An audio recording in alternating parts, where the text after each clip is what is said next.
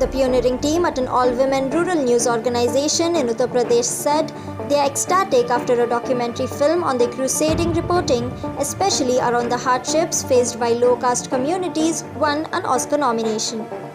Writing with Fire, a 93-minute film about the women behind the online news outlet Khabar Lahariyan, meaning news waves in Hindi, was nominated in the Best Documentary Feature category for this year's Academy Awards.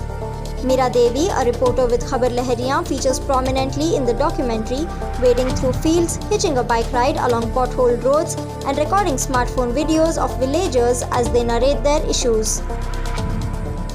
Started by a group of women 20 years ago, Khabar Lahariyan focuses on women's and local issues in rural Uttar Pradesh, a land where caste faultliness are sharply drawn and violence against low castes is common.